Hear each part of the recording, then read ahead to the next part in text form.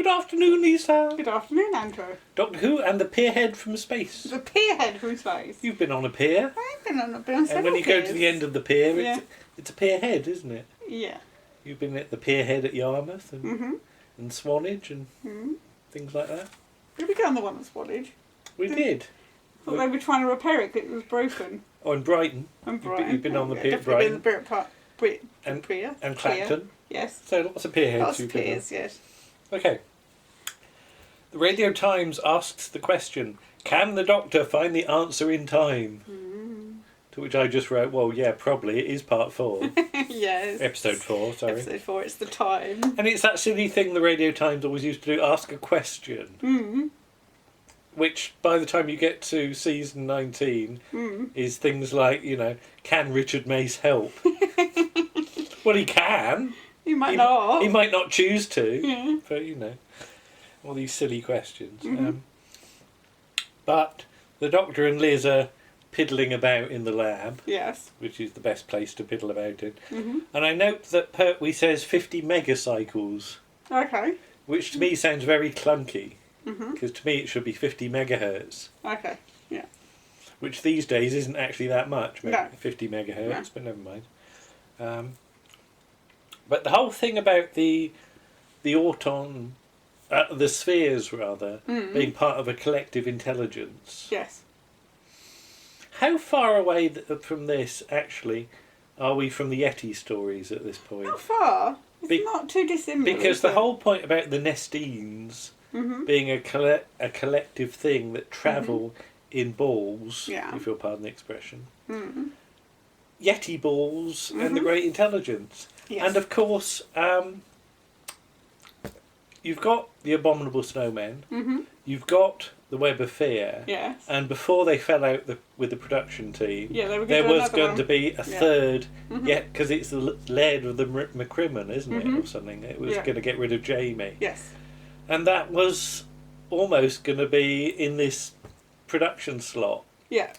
So it's almost as though they've crossed out the word Yeti and written in Auton, isn't Yes, it? Nestene. And Great Intelligence and just put Nestene. So it's really not that far away. No. I don't for any one moment think that Robert Holmes was sort of briefed to do that. No. But it's just interesting to see that there's some similarities going on here. Yeah. So yeah. The General's looking very pasty, isn't he? He is, yes. Yes. And I like the fact that he goes to that the Auton General goes to his house and presumably, well, you're never quite sure what happens Yeah, because of he course doesn't kill him, he just sort the of General turns up in Madame Tussauds later. hypnotise him or something. Which don't does they? beg the question about how did they get him to Madame Tussauds? Yes. Did they bundle him in the back of like the Pipkins van or something in like the Autons van? Yeah. Here come the Autons, there go the Autons, in the Autons puppet van. Yeah. Yeah. Okay. And this whole thing about him being a facsimile, it's one of those things that when I first read the word facsimile, it wasn't a word I used very much in real life. I misread it as facsimile. Okay, yeah. Yeah. I wondered what a facsimile was. Okay. But this whole Madame Tussauds thing.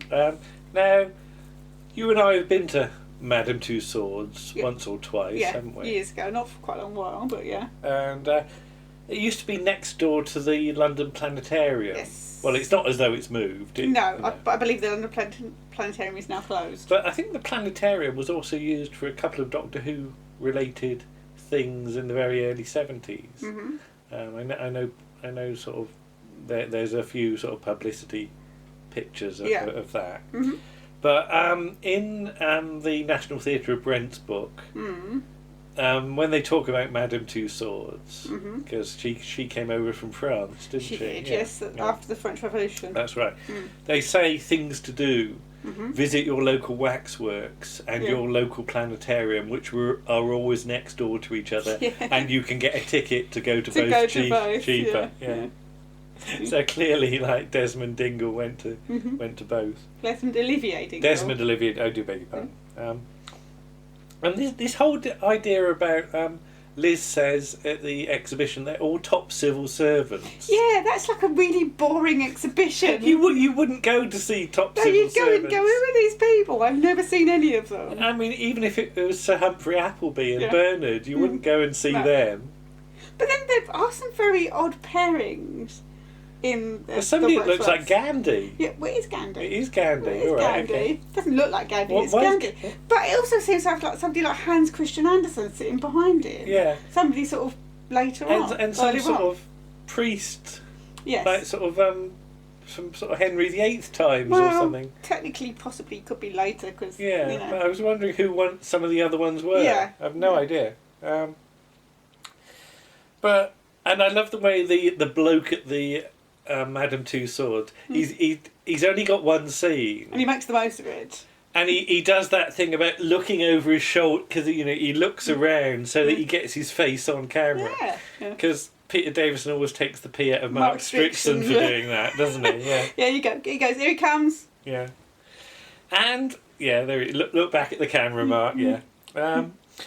And I love the fact that the Doctor and Liz have to ring up on the payphone. Mm. Now I presume that Doctor Who doesn't have No, any change. money, so And Liz hasn't got a bag, so where No. did they get the money from? where did they get the 2p's from? Unless there's money in the trousers he borrowed. In Doctor Who's trousers. In Doctor Doctor Who's Who's trousers. nicked He's nicked trousers. Yeah. with money in. Yeah, so some doctor at the Scottish hospital has not only had his trousers nicked, he's had his money nicked as well. Because even by the time of the Seeds of Doom, I think Tom Baker says to Liz Sladen, "Have you got a 2p piece?" Yeah. And it's that thing about a minimum phone call was Yeah. 2p. Mm-hmm. It's 50p now. But I was going to say, when I used to meet you at Waterloo or Yeah. something, I'd ring you up, and even I had my You had a phone card. phone card thing, Yeah. and even that was like 20p or Yeah. something like Just that. to do one little call. Yeah. And nowadays, with everybody having mobile phones, it's ridiculous. You I know. just get But on the your idea mobile that the phone. Doctor and Liz have to find a payphone. Yeah, and they've got to find 2p. Did they Yeah. have to nick it off the attendant? The intendant, yeah. Back at sort of Auton HQ, Yeah. why are there a load of stools in the background? Did you notice that? Yeah. That when Channing's sort of mooching around the Nestene hatching vat, or whatever you call it, Yeah. there's about a row of 6 or 8 stools, as though the Autons need to sit down That's when in they're case they tired. get tired. Yeah. Yeah. Tired Autons. We should, of course, mention our Mr. Reader video at this point, Yes, because we did we've done a video for the mind of Mr. J.G. Reader, Starring Hugh which, Burton. if you only watch our Doctor Who videos, watch that as well. watch that as well, please, because Very it silly. does talk about Hugh Burton, or as you said, Hugh Janus. I didn't say Hugh Janus. I said Hugh Channing. Hugh Channing. I know. You said Hugh Janus. You're I rude. know. All this silly glassware is still set up at Unit HQ, and I noticed that there's one vessel with a load of pink stuff in the background, and I did wonder whether like Liz and the Doctor were doing chemical analysis of Angel Delight strawberry flavour or something like that. It really does look out of place. And the production notes talk about the sort of BBC review panel at this point. And I do love the point that Paul Fox, the controller of BBC One, is very much a fan of Pertwee. Yeah. The idea that the controller of BBC One is a fan of Doctor Who Yeah. It's, goes by the wayside by the mid-80s, it doesn't certainly it? does. Yeah. So this is a whole different Yes. world. It really is. But Channing and Hibbert get into the waxworks. Yeah, how did they get I in? wrote, how did they get in, and Yeah. how did they get in without setting the alarms off? Yeah. Unless they got a key. Maybe. And this whole thing about Pertwee and Liz, when they come in, Pertwee and Liz sort of adopt a position as though they're waxworks, but they sort of hide behind a bit of curtain, don't Yeah. they? But they're not even hiding behind it. They're hiding sort of. Yeah. Well, they hide behind the curtain, then they come out and hide beside it. But yeah, the idea that they were like a sort of double set of scientists after the top civil servants. Yeah. You got 2 scientists Scientist as waxworks, exhibits. Yeah. But Pertwee and Liz pretending to be Autons. I wrote this was this. When you're a kid, when you watch Doctor Who, you take certain scenes Yeah. and adapt them to be games. Mm-hmm. So I can imagine kids being the Doctor and Liz, standing still, so that the bad men didn't get them. Yes. Can you imagine? Yeah, you I can can imagine imagine that that, sort of thing. Yeah. And as a kid, I remember playing Doctor Who in the playground. I remember playing Robots of Death. Okay. Because I remember going around trying to strangle other kids. Healthy. So this whole thing about Doctor Who influences kids has got a certain basis in reality. Yeah, but you didn't really properly strangle them, did No. you? You just went towards them with your hands out like that. I must kill. Yeah. But yeah, just sort of adopting a sort of freeze frame like that. I can imagine kids doing that. Yes. Yeah. Okay. The brig has got an intercom which says transistor intercom on it. Right, is that thing that he presses? But I noticed that it might well be the same one. It's also stuck to the side of the Nestene incubation tank. Oh, okay. As well. So they got their money's worth out of it. Yeah. that prop. And this thing with the Doctor and Liz, and the Doctor being covered in wires when they're trying to sort of make their sort of machine. I said that's very, very. It's one of those sort of Troughton leftovers, isn't it? Yes. Because that scene in the Dominators when the Doctor and Jamie are in the travel capsule. Oh yeah. And Troughton just gets all the wires out and they're all over him. So this is very much the thing that this is what we used to do last year. So we'll carry on doing it. And that sort of stuff does disappear after a while, I guess, doesn't it? Yes. Excuse me. Ealing High Street. Yes. Have you ever been there? Because I don't think I have. No, I don't think I have. No. I only know this street from watching Spearhead from Space. Yes. And no, I don't think I've ever been there. Never had an occasion to go. So where is Ealing? Where is it? Well, it's in London. I know, but I don't know. Where do you get off to go to Ealing? Well, Ealing. Ealing Broadway. Yeah, but what part of the underground is that on? I think it might be on the District line. Okay, but we've never had. No, we've never gone up that end of it. Gone that end. Where is it? East, west, north, south? Don't know. No good asking me. I don't do directions. Don't do directions. And the whole thing about, I mean, this is the scene of Spearhead from Space, isn't it now? Yes. And obviously this scene influences the scene in Rose. Yes. Where you actually get the breaking glass. Yeah, so no glass this time round. No, can't afford it. Can't afford it, no. But even in 30 Years in the TARDIS, Kevin Davies, hello Kevin Davies, recreation of this scene does, yeah. with Gary Russell as an Auton. As an Auton, yes. Speaking of, we'll come back to Gary Russell in a minute. Gassy Russell. He hasn't got my problem, has Gary he? Russell. Gassy Russell. Sorry, Gary. And it sounds stupid, but there used to be a fan rumour that the policeman is talking to this old bloke in the sort of shelter thing. Oh, did they think he was a master? No, people used to think that the old bloke was Hartnell. Like he'd made an appearance in Spearhead from Space. Okay. I have seen people insist that Hartnell is in that. So it's ridiculous, I know. Okay, yeah. And I love the fact that the Autons burst out of the shop front they've still got their price labels on. They're not stop and take them off, are so they? 12 and 6 or something like that. Yeah. And I have to ask, because one of these things that we do at Round the Archives is try and join up series and serials. Yes. Did this happen at Grace Brothers? Possibly, yeah. Can you imagine Grace... Because you never see Grace Brothers shop front, do you? No. But do you imagine Grace Brothers shop front is rather like what you see? There's is it Lillian Skinner that's opposite? Yeah. Whatever it is, yeah. Yeah. But there are so many shop fronts that adopt this. You know, you see them in, like when we go to Salisbury or something like that. Yeah, well, nowadays as well, you still get the shop dummies, don't you? Yeah.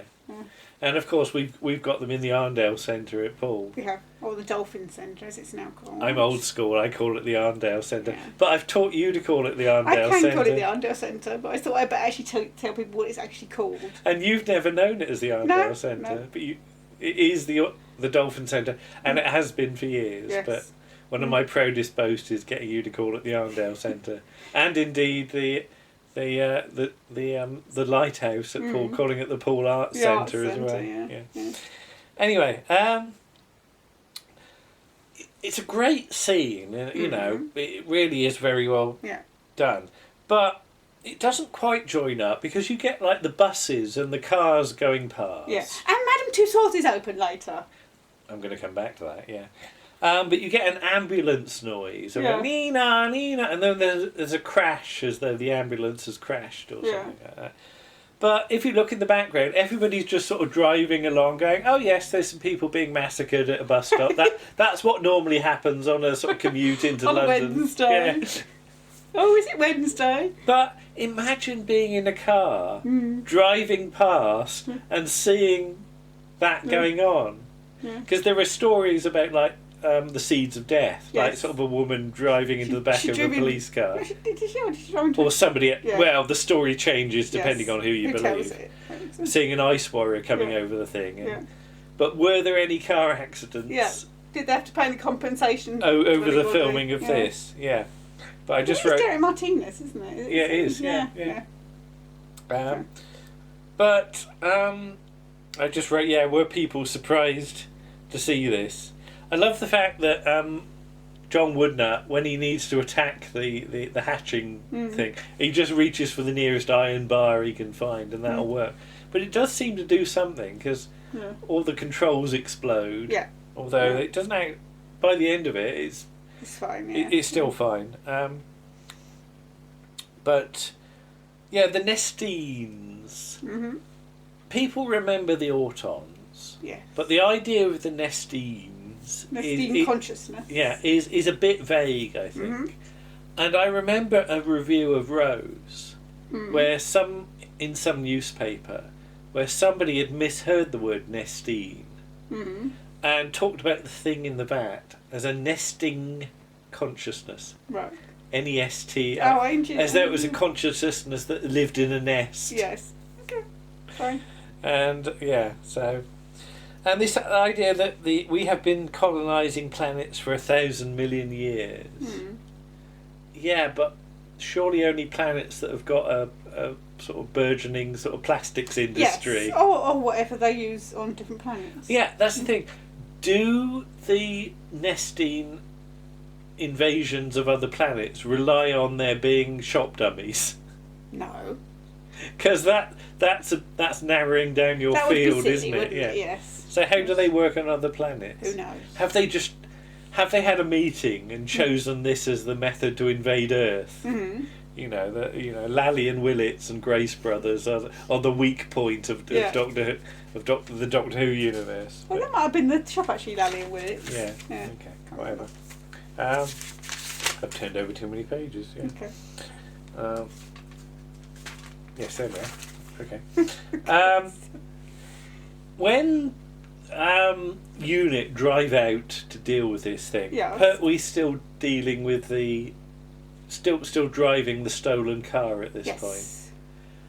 Is there a missing scene here? I know the police are going to be busy at this point. Yeah, I don't think they're going to stop it.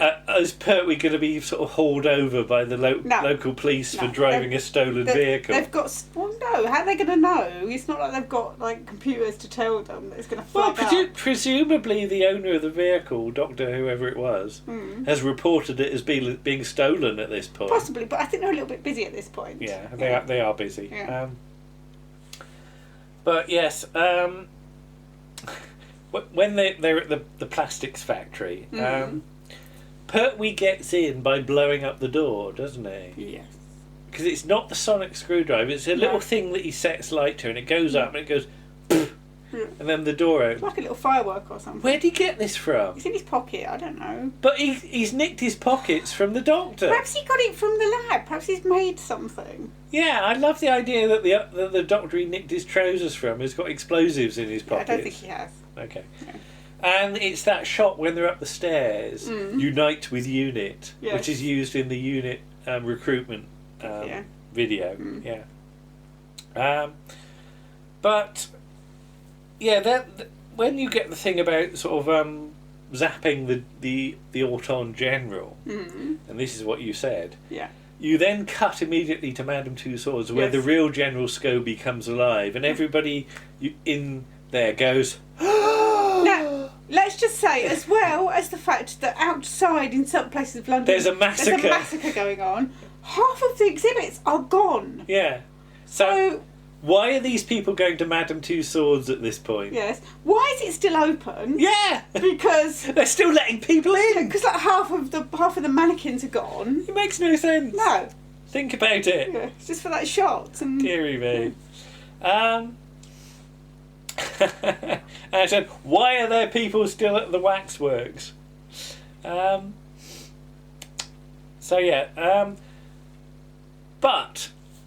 in the Pertwee era, you get the Autons in this story and Terror the Autons. Yes. And in classic Doctor Who, they're never seen of again. No. Oh, they were supposed to be in Colin Baker's second season. Can you imagine what Colin Baker's story with them would have been like? This is yellow fever. How to cure it, isn't it? Yeah. And various. This is Robert Holmes's Singapore story, involving the Autons, the Rani, the Master. Oh, it's too much.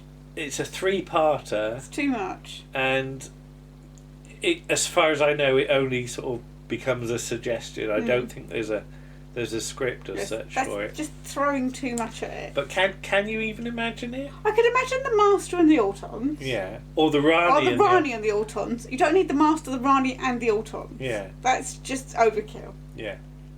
And indeed, I think there's a draft of the 5 Doctors where there's a script. Oh, with an Auton. With the Autons in, yeah. And I think it's Pertwee and Liz or something. And I know very little about it, but yeah. And of course, you have to play spot the invasion location with this as well, don't you? When the battle sequence is going on. It is quite as battle scenes go, it is like the next stage on from the invasion, apart from using the same location. But that bit when there's a soldier next to a big tank of stuff that says danger on it. Yes. And the Auton just sort of explodes. I don't know what the stuff in the danger is meant to be. Yeah. Whether it's acid or whether it's maybe petrol or something like that. But there's an almighty huge explosion. And, you know, he's not getting away from that with like a sort of bandage, is he? You know, it is very, very nasty. It actually. is. Yeah. Not a complaint, but it is, you know, we're taking it seriously. Pertwee, of course, gets attacked by the tentacles. Yes. And people take the pee out of that scene for Pertwee gurning it's the noises he makes. And rubbish tentacles. It's the noises. But bear in mind, this is the reshoot. Yes. Sometime later. What was the first version? So how bad did it look the first time? Yeah, and I just put Pertwee gurning, and it's not so much the gurning for me; it's the noises he makes. Yeah, he sounds like he's trying to pass something. I'm all bunged up. We're back to Gan. We're back to Gan. From Blake 7 again, and it does sort of remind me of the Goodies and the Beanstalk. Because I was quite scared of the Goodies and the Beanstalk as a kid. The idea that the Beanstalk was this huge thing that growed out of control, you know, compared to compared to the Seeds of Doom or something like that. But the idea that all these green tentacles come out and like that. And Liz is useful. Yes. Yay! Liz actually does Liz save the world? Technically, yes. Because although the third Doctor, because Pertwee's out of it by this point. He's built it. Yeah. But at this point, it's gone wrong. So she has to sort of rewire it quickly, doesn't she? And Liz is very focused. Yeah. This is what I need to do. If I plug this into here, and it'll work. She comes in and sort of looks a bit sort of shocked, but then she goes, right, no, I've got to go and fix the thing. So. But I love the way that Liz is not only useful, the camera angle is that you can sort of see up her skirt a bit as well. Yes. So we're covering all bases here. Very short skirt. I know. Very short skirt. And this whole thing about kids reports on new Doctor Who. Pertwee's hair is wrong. Yeah, it's the wrong colour. What? On what basis? Maybe he looks like a granddad. And it's sillier than Hector's house. I must show you some more Hector's house. I don't want to see any more Hector's house. I love it. Have you not seen? I've shown you the bit where Kiki says she works for the Weather Yeah, Bureau. she showed me that bit. Yeah. Yeah, it's very good. Don't shoot me, I'm a frog. Yeah, Hector gets his gun out in Hector's house. It's very violent, isn't it? But this thing that as soon as Doctor Who changes, there's a load of people whinging it's not as good as it used to be. Nothing changes. What goes around comes around, doesn't it? But yeah, the threat is dealt with, and this sort of wrap-up scene is quite fun. Yeah. The idea that the brig is going to offer Pertwee money. Yes. Give him a salary. I just like the idea that Pertwee's going to get an envelope full of onces every week. The brig's going to slip him under the toilet door or something, because he hasn't got a national insurance number. No. Because again, how does Pertwee's doctor assimilate into 1970 Britain? Because he's driving a car, right? So he'll need a license to do that, won't he? He's being employed by somebody.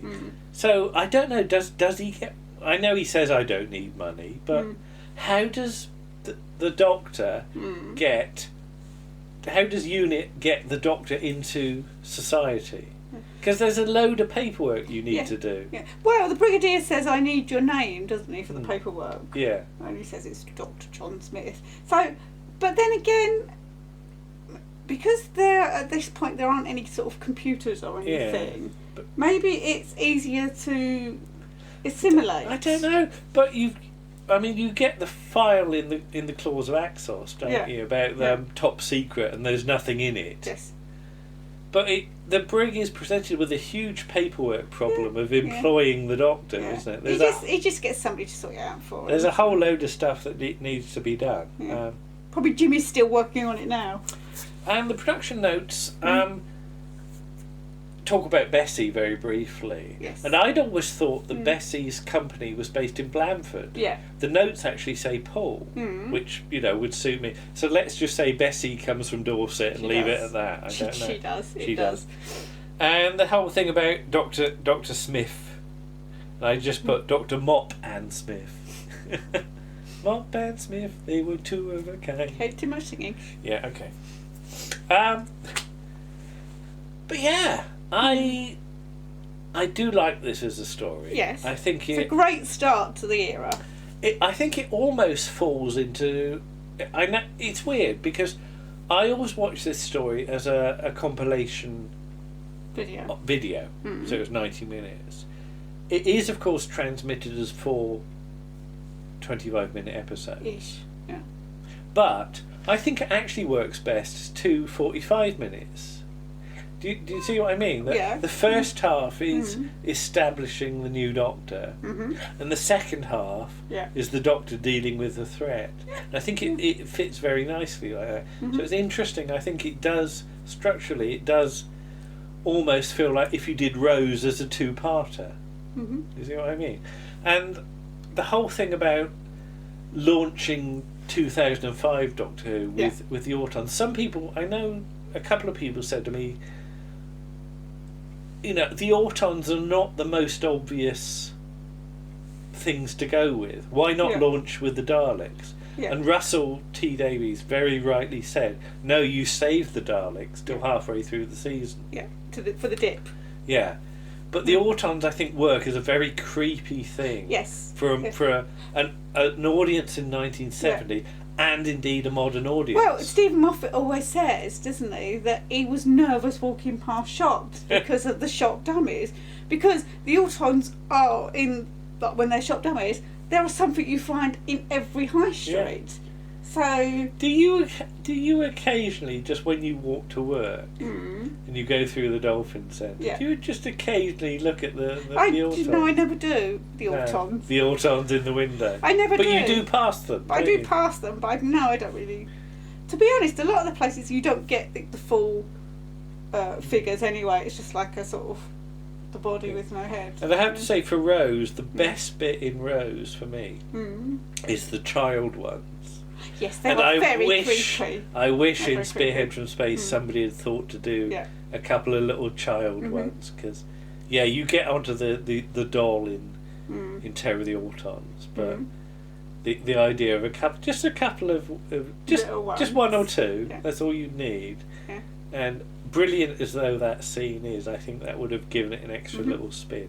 Yes. But there you go. There's Spearhead From Space. Yes. We will continue with Jon Pertwee's We will. Doctor, Yes. and we're going to do the Claws of Axos. We are. Yes. Because of, again, the links it gives us to other series. Yes. But very briefly, Lisa, Yes, what arrived today when we weren't here? So Two things. we have got the Phoenix and the Carpet.